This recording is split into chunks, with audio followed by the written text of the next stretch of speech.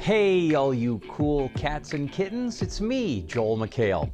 And as you're all aware, we're currently in the midst of a global pandemic, Tiger King fever. Like you, I've devoured all 7 episodes and I'm still craving more. So I called up Netflix and insisted on hosting a glitzy follow-up special with the highest possible production quality. They said, we're gonna mail you an iPhone, knock yourself out. So we've gathered some of the key players for a look back at the twists and turns of the Tiger King saga, and we'll find out where their lives have taken them since the show ended. What is it like outside the mulleted realm of Joe Exotic? How does it feel when the world turns you into a meme? And is the Wi-Fi signal at their home strong enough for a one-on-one interview? Those questions and more are about to be answered. This is The Tiger King and I.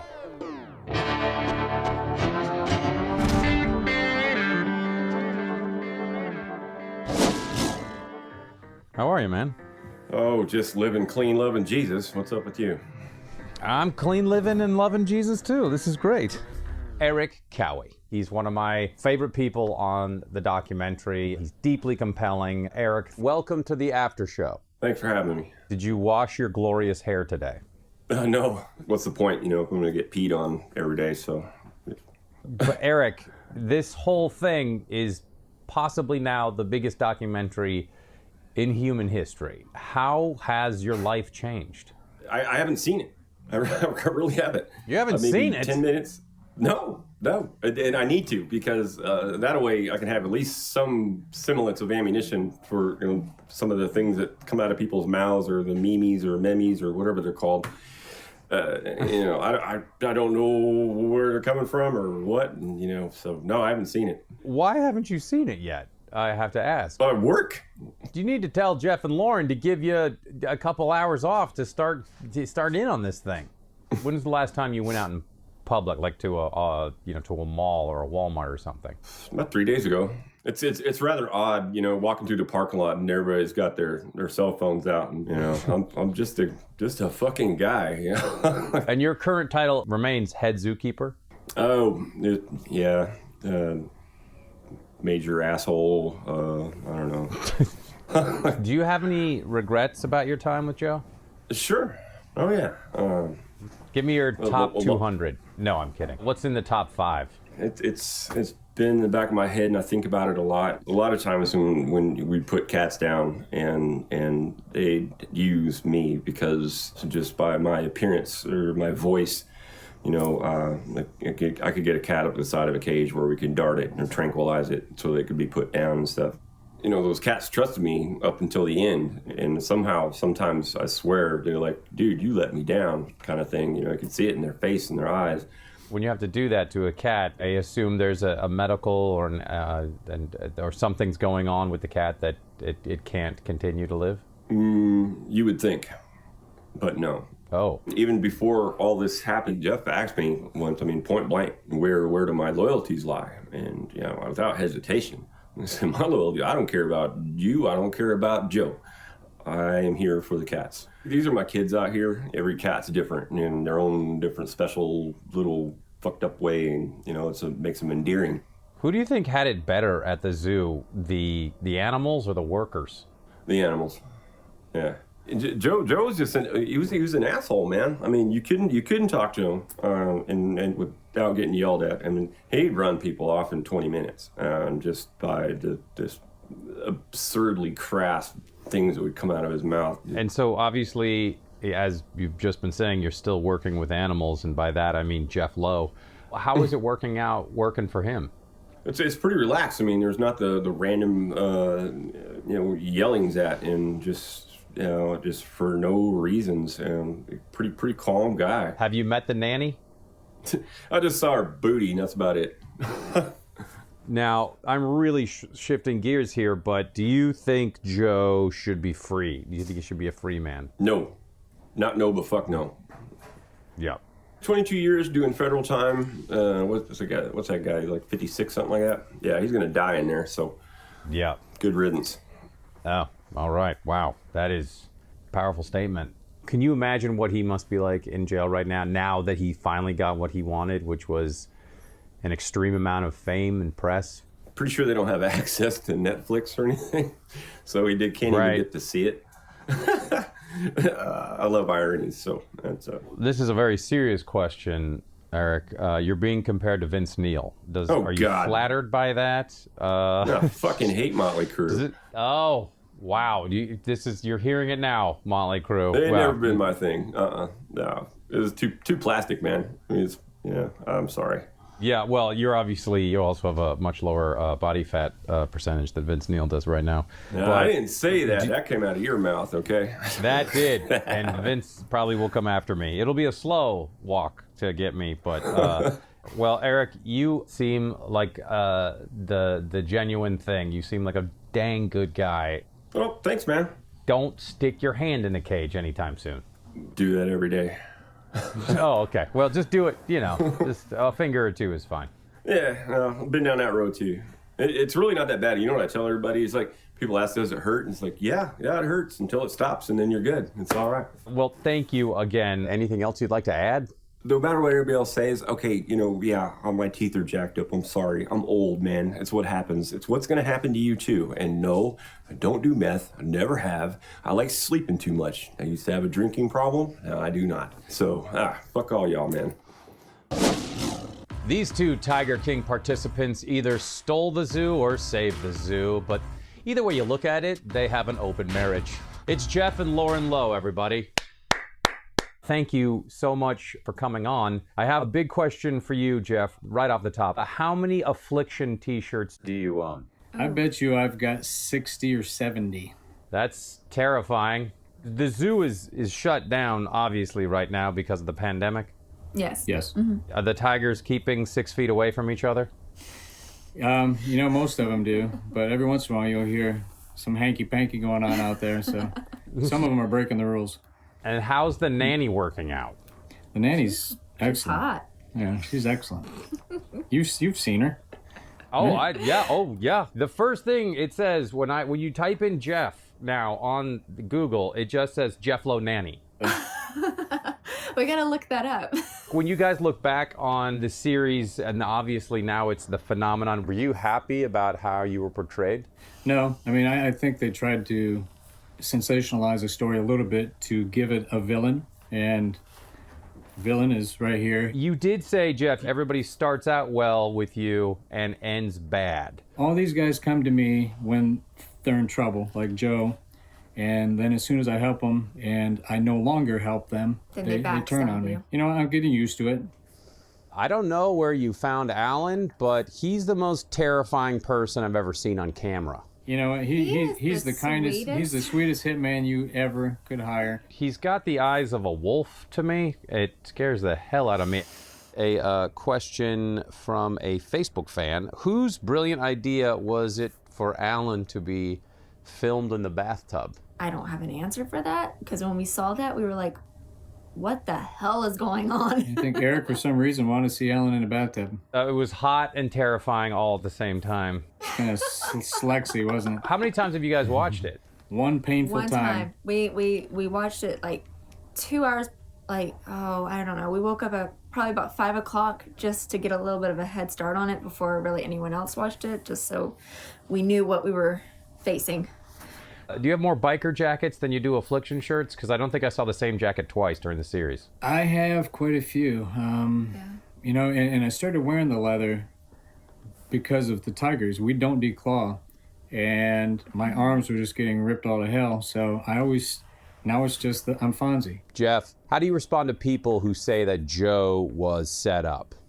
This is complete crock of shit. You guys saw all the videos that Joe was posting. Joe was his own worst enemy. I mean, he should have gotten up on the stand and testified against himself, because those videos where he's shooting Carole, hanging Carole, blowing Carole up, putting rattlesnakes in her mailbox. Who's going to finish this bitch? Who's going to go get this bitch? Joe didn't get set up. Joe killed the tigers. He admitted to killing the tigers from jail. And they were healthy tigers, by the way. They were 2 to 3 years old. He said that they were sick. They were beautiful, healthy tigers that he called over to the fence, and he shot them in the head because he needed the cage space. So Joe goes out there and he makes the room for these cats by killing 5 beautiful, healthy tigers. Do you remember they said they found a bug, the antenna that was coming out of the office? Were you there when that happened? That's a crock of shit. That's a two-way radio antenna. Yeah, that's for our radio systems here. I think that John Rinke it's one of those magnetic antennas. That Josh Dial said that. James Garretson implied that he had more dirt on you as he rode off into the sunset on that jet ski to Eye of the Tiger. Wasn't that sexy? He is a sexy man, isn't he? Are you worried at all about that? Not at all, because what James Garretson fails to remember is I know the truth. I know why he cooperated with the feds. It wasn't over a lemur. Yeah. Trust me. We went to my attorneys, and my attorney said, well, you know what? With this information, I have to go to the feds. Did you report James Garretson's hairdresser to the feds? Yeah. I gotta ask, do you think Carole killed her ex-husband? Abso-fucking-lutely. Yeah, there's no question in my mind that she did it, and you know we've claimed that for years and years and years. And what's more disturbing, the fact that Carole may have killed her ex-husband, or her wedding photos with Howard? Oh. I don't even know what to say to Howard about that. I think that's almost more disturbing than the murder. Joe is obviously more famous than he ever could have possibly imagined. How difficult do you think it is for him to be locked away right now? Well, we're getting reports that he's trying to get to a computer so he can respond to his fans. This is the notoriety and fame that Joe always wanted, and it's pretty ironic that now he's stuck in a cage and can't even enjoy it. He's where he belongs, and I would probably just tell him, gotcha. The USDA tried to take him down. PETA's tried to take him down. Humane Society tried to take him down. Carole Baskin spent $2.5 million trying to take him down. And, we're the ones that did it. Would you guys do another series of episodes if it was offered? I don't know. They can't attack me legitimately, so they try to associate me to every criminal since El Chapo. And it's just not fair. Are you saying that you worked with El Chapo? No. Only okay, no, I'm joking. Dig the tunnels. He managed the zoo and managed to keep up with Joe even though he has no legs. John Rinke. John, thank you for coming back. How are you doing? I'm doing good. Thanks for having me. Did you ever imagine anything like this? No, I couldn't imagine. And I'm not a star. I mean, I'm just on a documentary. I can't imagine how... You're a star, not me. I can't imagine how y'all deal with this every day. Well, I was a star. 2009 was a big year for me. Everyone seemed so committed to their jobs, and they love the cats so much. Would you say you were more committed to Joe or the animals? Definitely the animals. When my legs actually got bad, and I had to have the other one amputated, it kept me going. I look forward to going back and taking care of the animals, seeing the ones that I've raised, and watching them grow up. Animals don't give you any crap, just people. Yeah, animals don't give you any crap, but they might bite you and you might die from a tremendous tiger bite. That's one of the slight hazards of the job. Did Joe realize how important you were to the zoo to keep it going? I don't think so, because numerous times he had told me that I couldn't run the zoo, that I wouldn't know how to run the zoo. Numerous times he told me that, but he always tried to keep everybody smaller than him. Right. And did you ever say anything like, well, you don't know how to pick a hairdresser? Yeah. No, his mullet was pretty much, that was pretty much him. That's his insignia, so. But you clearly you liked working there. You worked there for a long time, and yet Joe seemed to be quite an asshole. And how do you rectify that? Yeah, you just kind of you just look at your day and you just go on with it. We got into plenty of verbal fights, but he was always belittling somebody. I mean, always. He just got to where it was all about the cameras, and he would fire somebody just because he needed to fire somebody. Oh, that. Did you ever want to take one of your legs and throw it at him? Yeah, I've threatened to beat him before. The man done a lot of stupid shit. I mean, there towards the end, he got to where he's blowing everything up. I mean, hell, he blew up my golf cart in my damn cabin. I mean... He did? Yeah.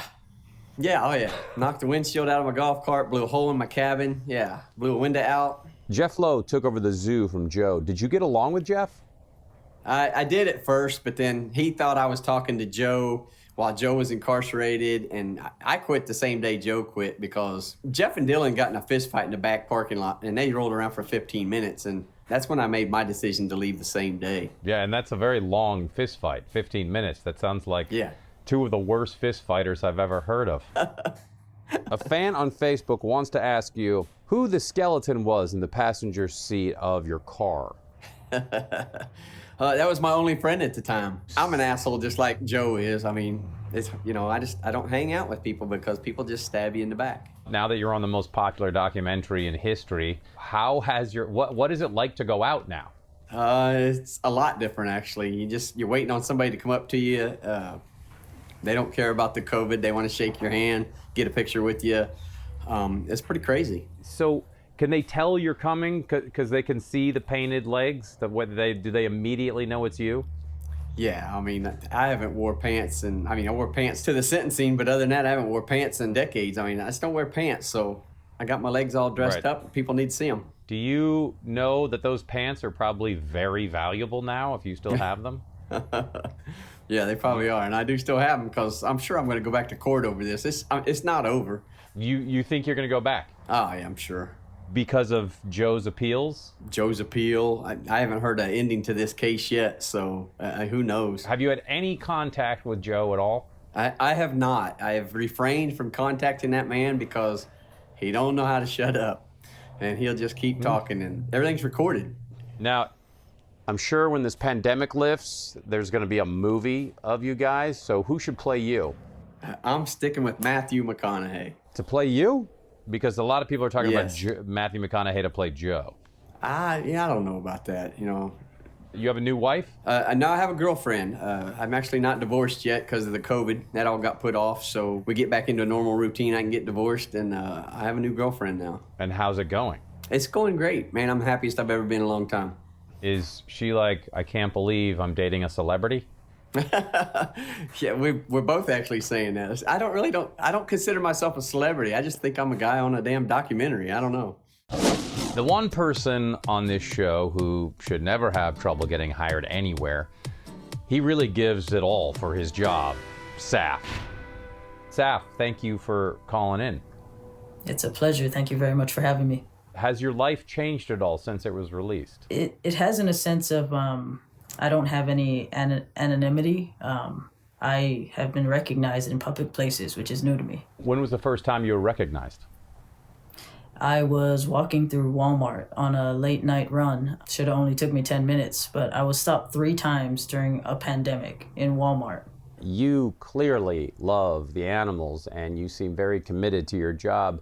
Were you more loyal to Joe or to the animals? Definitely the animals. It seemed like I was loyal to him, I think, because he was the big head of everything, but everything I sacrificed was for the animals. Joe admitted to shooting some of the tigers outright. Were you outraged by that? Yes, obviously I was. But at that point, it's out of my control. Joe always had a way of explaining his actions. So they were owed, they were injured, they were suffering, is what we got. After seeing all the episodes, has it changed your views on whether these animals should be kept in captivity? I never thought that they should be kept in captivity, but I knew the reality of it, and the reality of it is they cannot be returned to the wild, and there's not much of a wild for them to return to. Saf, you identify as a man. Were you upset when they kept referring to you as she on the show? I don't think it bothered me as much as it bothered everyone else. I didn't really pay it any mind. One of the biggest moments in the show is when your arm is horribly injured. And you laugh. Yes, the horrible injury you suffered. It's hilarious. I've seen a couple of interviews you've done, and you don't seem to have any regrets about it getting taken off. No, I don't. I know I made the right decision when I made it, and I would make that decision over and over again. So, no, I don't have any regrets. When you got injured, did you go, oh no, a man with a bleached mullet who's not an EMT and dressed like one is going to try to save my life? Yeah, no, I don't think I even remember what he was wearing on the day. I had more pressing priorities to worry about. I assumed that it was almost instantaneous when it happened, or did the tiger fight you for your arm? Oh, no. There's no fight between me and a 600-pound tiger. No. It took all of 15 to 20 seconds, maybe, from the time he bit me to the moment he let me go. Wow. Was it awkward with the cat afterwards? No, not for me, and I would never know from him. we did have to obviously move him. So his life did Right. change drastically in that sense. But he didn't look at your right arm and start licking his chops or anything? Not in front of me, no. Did you watch the actual footage of the attack? I have, over and over, yes, sir. Oh my gosh. Over and over. There was a time and place where we actually used it as a safety video. Did he ever give you any money for that? Or was he like, no fucking way? No, I mean, we didn't even have any further of a conversation than this should be the one thing people need to see before they decide if this is a career move they want to make. Can you tell us the story of the Thanksgiving dinner? Was there more to that than we saw? Yes, there definitely was. You know, they showed him serving it, but they never explained what he was doing. He fed people for free a full Thanksgiving dinner that him and his family cooked, you know, for the entire night prior. Every single year since I've been there, and I've been there for almost 10 years. I've seen him give the jacket off his back for people, and I think that wasn't highlighted enough. Joe did a lot of messed up stuff, and that's a fact, and that's shown, and now the entire world knows it. But he did a lot of good things too. Who would you trust first again, Joe Exotic or the tiger who bit your arm off? The tiger. I never stopped okay. trusting the tiger. And this is a Facebook fan question. Do you think that Joe deserves to be in jail?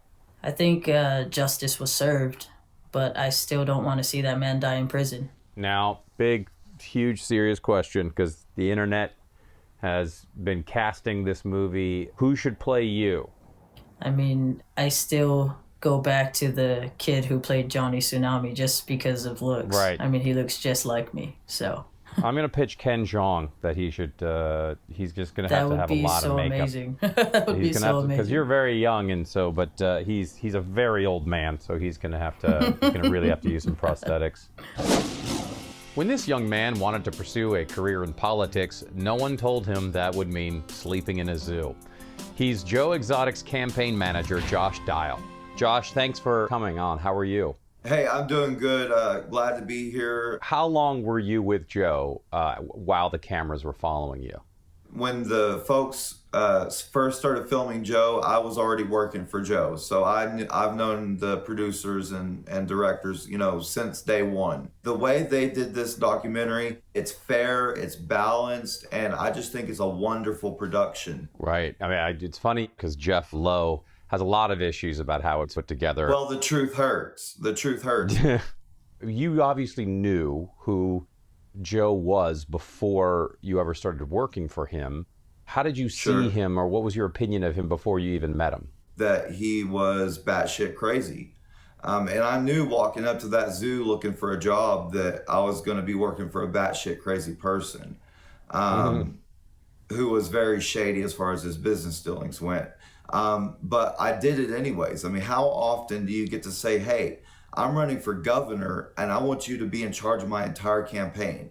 I mean, that's so hard to turn down, especially since I'm a political science major. I got a once in a lifetime opportunity. I got to hold baby tigers, lemurs, take care of baby animals in my office. I once saw a guy get his finger bit off by a bear outside my office window. I mean, stuff that I'll never see again in my life. Josh, you lived at the zoo. What was it like? The best part was the lions, every morning they did their roars. So about 7, 8 o'clock in the morning, which would be time to get up anyways, all the windows in the house would rattle with the noise and the reverberation of the lions' voices. Our alarm clocks was, 30, 40 lions all roaring at once. It was amazing. Yeah.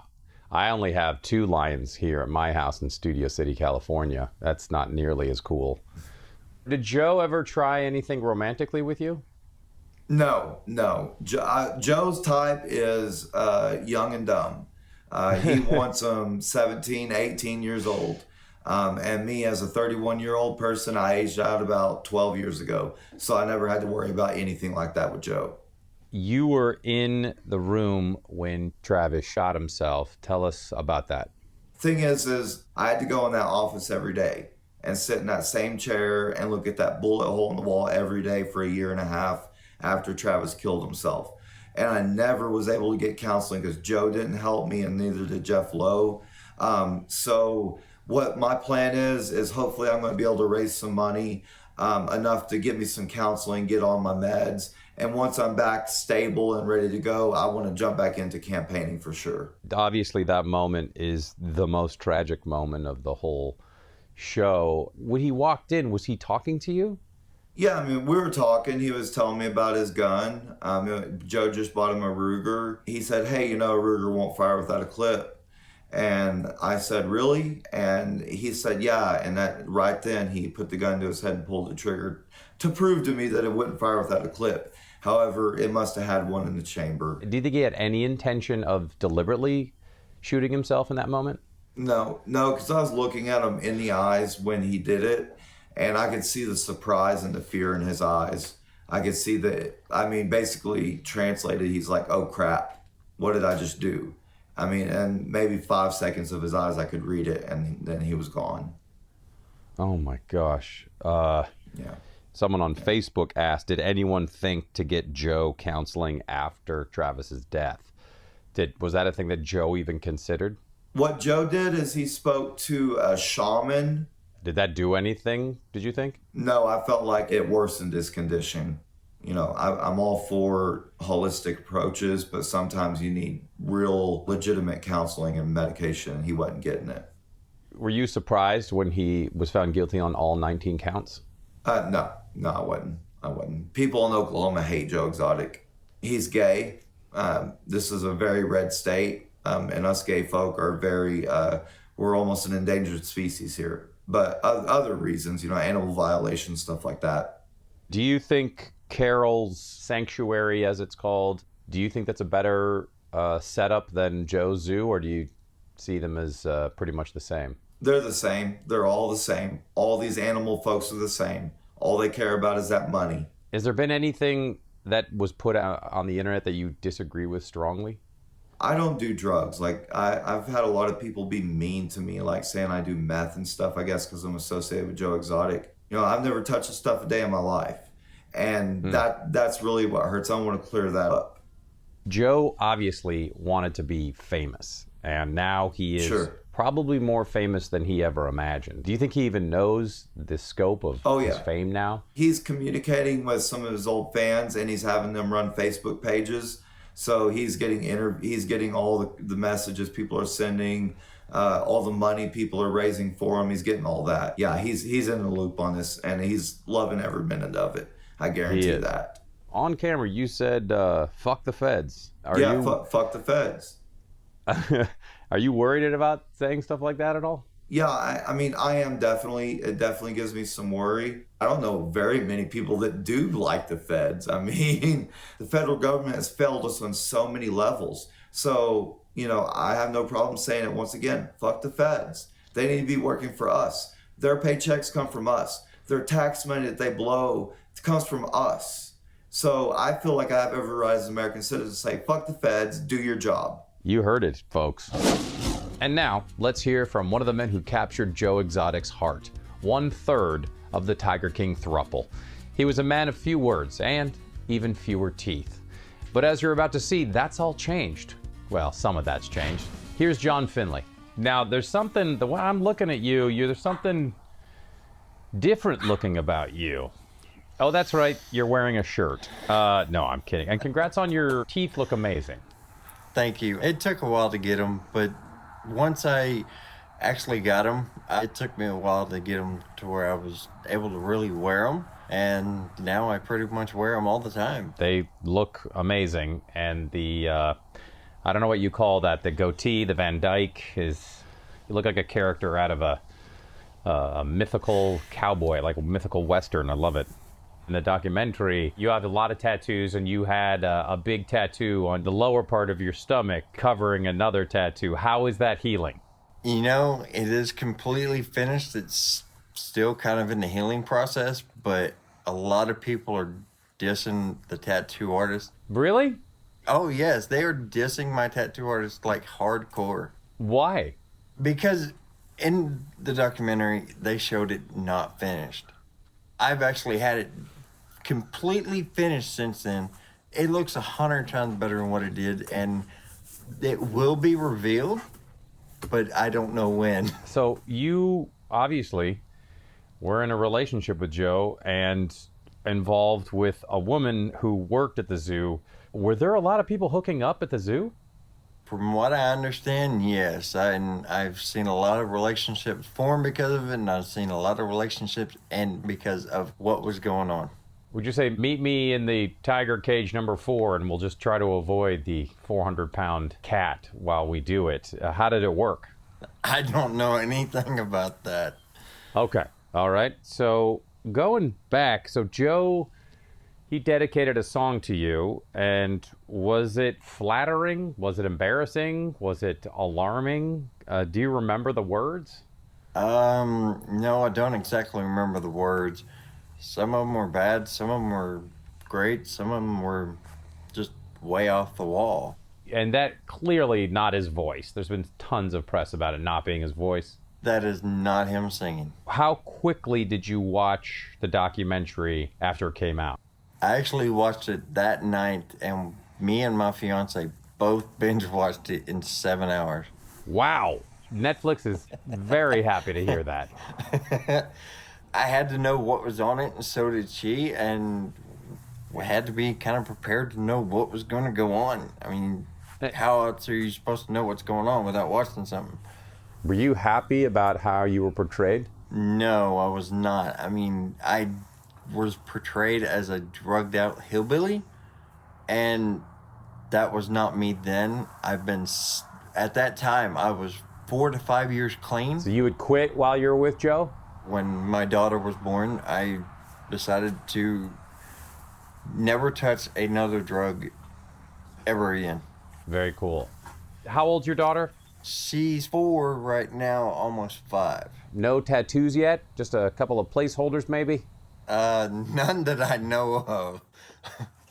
So how do you tell somebody that you're falling in love with and you go, hey, remember that guy that ran for governor and he had that big cat zoo and the bleached mullet? Yeah, well, I used to be married to that guy. How does that go down? You know, we've never held anything back from each other. We tell each other everything that goes on. The big distinct feature in your interviews was always that you were shirtless. So why were you shirtless the whole time? I got tattoos. Why not show off? And I mean, it was a little cold, but it was fun. Yeah, hey, well, that's why I'm shirtless for this interview. Right now, I'm going to speak to Rick Kirkham. You know Rick. He's the guy right at the beginning of the documentary who looks like he's in some sort of badass Western. He wears that cool hat. He smokes indoors. It's Rick Kirkham, ladies and gentlemen. Rick, how's it going? I'm doing fine. A little cold here in Norway. How are you doing? I'm well. What are you doing in Norway? Why did you move there? First of all, it was the farthest distance I could get away from Oklahoma in that zoo. Secondly, I fell in love with a Norwegian girl a few years ago and thought I'd take advantage of the disaster and just come marry her and move here. Has Tiger King mania reached Norway? Has Tiger King mania reached Norway? Let me just show you. This is just the paper, the newspaper that came out yesterday. Two pages of my picture on the front page. Yeah, it's hit Norway in a big way. It's #1 in Norway. I can't even take a walk down at the fjord without somebody walking their dog coming by, pointing, going, that's him, in Norse. And that Tiger King. You hear Tiger King if I walk through the mall. Now, and obviously you've been producing for many years. Have you ever been close to anything like this? You know, when I worked at Inside Edition, I started that show back in 1989. I got used to having a little bit of fame. I was there for 8 years, and people pretty much knew who I was. But I got to tell you, nothing compares to this series. This documentary series it's become a phenomenon. Who's the more disturbed individual, Joe Exotic or Bill O'Reilly? Wow, you know what? That is a great question, Joel. Great question. Well, let's see. I would say that Joe Exotic is more evil and Bill O'Reilly is more of just an asshole. How many years ago did you meet Joe? Joe had put an ad on Craigslist, and it was such an outrageous ad. This guy plays with tigers. He's a gay cowboy. He shoots his gun. So I called him. Straight out, he said, Rick, what the fuck do you want? On the telephone, and I said, well, I want to fucking come up and talk to you about your show. And I went up that night and I sat down with him and we talked about doing the show, and I didn't bring anything. I was in the clothes I was wearing, and boom, I was living inside a crazy zoo. When did you first realize the real danger of his flamboyant persona? I mean, what was the moment you went, oh wait, this might all go away? You know, I began, about 3 months in, I began to see him do things to animals that I knew was wrong. And as I have admitted, I sold out my own journalistic integrity by not just going to the authorities or to an animal rights activist and saying, hey, you need to come in and stop this guy, because the things that I saw were wrong. There's a story that I've told a few people about a horse. This old woman had a horse in a horse trailer she pulled in one day, and she was really upset, and she was crying, and Joe turned around and said, Rick, go grab the camera, videotape all of this. And Joe went up and started giving her a hug. She said, Joe, can you please take care of my horse? He needs to go out to pasture, and he's old, and can you give him a good life? And Joe's like, oh, I have plenty of land, of course we will. And she cried, and he said, just unhitch the horse trailer, and we'll bring it back to you tomorrow, and we'll give the horse a great little life out here. No sooner did that lady get off the park than Joe said, Rick, follow me. Walked right up to the horse trailer, pulled the Western revolver out of his holster, shot the horse dead, and said, I don't take care of nobody's animals. Now they're tiger meat. And he had the horse cut up and fed to the tigers. It was unbelievably cruel. Unbelievably cruel. It's unreal. Did you ever see him kill a lion or tiger? I did. I saw him shoot 2 tigers, actually. One of them because he was pissed off at the tiger because the tiger nearly bit him one day. The guy was a cruel man. Do you think he's skipping around his cell, or do you think he's punching the wall? I'll be honest with you. I don't think Joe Exotic will leave prison alive. I don't think he'll be able to stand it. Even if he got out with good behavior in 10, 12 years, he won't live that long. You know, I'll tell you what's really eating him up is people like me who are getting so much attention instead of him. He doesn't get any of the money that's coming out. He doesn't get any of the accolades. He doesn't get any of the opportunities. He doesn't get anything except 3 meals a day. Think about the amount of money he could make now just on appearances. Yeah. You know, the one thing that wasn't pointed out in the docuseries that's really important to know too, Joe was terrified of big cats. He was scared to death of lions and tigers.